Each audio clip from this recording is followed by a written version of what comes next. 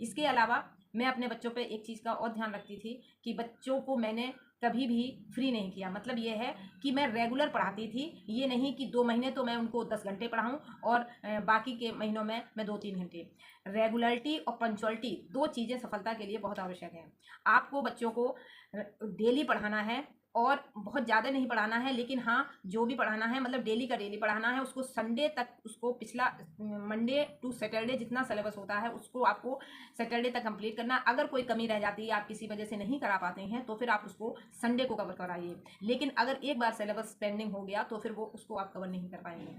अब इसमें मैं एक बात और बता दूं कि कुछ लोग सोचते हैं कि मेरा बच्चा बहुत होशियार है, उसे कोचिंग की ज़रूरत नहीं है। ऐसा नहीं है। एक्चुअली मैं हिंदी मीडियम की स्टूडेंट रही हूँ, तो 9th के बाद मेरी कैपेसिटी नहीं थी कि मैं अपने बच्चों को खुद पढ़ा सकूँ, तो मैंने अपने बच्चों को फिर कोचिंग कराई। तो इस उसमें एटीट्यूड में नहीं रहना चाहिए या ओवर कॉन्फिडेंस में कि मेरा बच्चा सब कुछ करेगा, क्योंकि टीचर्स बहुत कुछ ऐसी समस्याएं होती हैं जो बच्चे अपने आप सॉल्व नहीं कर सकते। इसलिए अगर आप इस बात के लिए सक्षम हैं कि आप ट्यूशन पढ़वा सकते हैं तो आप जरूर पढ़वाइए। हाँ, अगर आपकी क्षमता नहीं है तो बात अलग है, लेकिन आजकल ऑनलाइन कोचिंग बहुत सस्ती होती हैं, तो आप ऑनलाइन कोचिंग उसको ज्वाइन करा सकते हैं। लेकिन किसी का गाइडेंस बहुत ज़रूरी है। क्योंकि सिर्फ पढ़ना ही काफ़ी नहीं है, क्या पढ़ना है, कैसे पढ़ना है, ये चीज़ टीचर जो है बताते हैं, तभी बच्चे के समझ में आता है।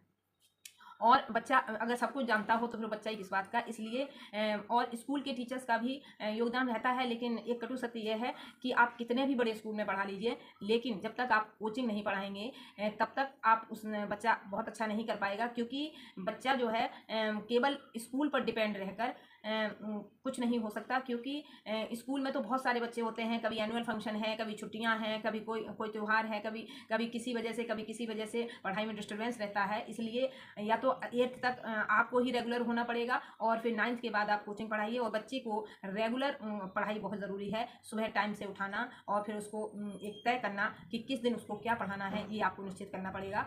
और इसीलिए मेरा एक बात और मैं बताना चाहती हूँ कि कुछ महिलाएं सीरियल बहुत देखती हैं और सीरियल आपके बच्चे को नुकसान ही करेंगे। इसलिए कि सीरियल वाले जो सीरियल बना रहे हैं वो आप जितना देखेंगे उनकी टीआरपी बढ़ेगी, और आप उसे जितना देखेंगे उससे आपकी फैमिली उतनी ही ज़्यादा डिस्टर्ब होगी।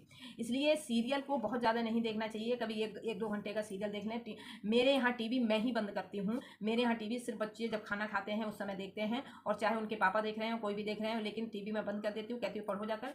तो सख्ती तो आपको करनी पड़ेगी, क्योंकि अगर आप सख्ती नहीं करेंगी तो बच्चे बहुत ज़्यादा बच्चे तो सभी एक से होते हैं। सच्चाई ये है, चाहे वो टॉपर हो, चाहे बच्चे सब एक से होते हैं। हर बच्चा खेलना चाहता है और ये हमारे ऊपर डिपेंड करता है कि हम बच्चे का दिमाग किस तरफ मोड़ते हैं। और एक बात और बताते हैं, कुछ घर में दादी बाबा होते हैं, वो बच्चों को सह देते हैं, इससे बच्चे बिगड़ जाते हैं। इसलिए दादी बाबा से भी मेरा आग्रह है कि वो बच्चों को सह ना दें। अगर उनकी माँ उनको डांटती है तो वो उनके भले के लिए ही डांट रही है, क्योंकि वो उसकी माँ है और उससे बेहतर उसका कोई नहीं समझ सकता।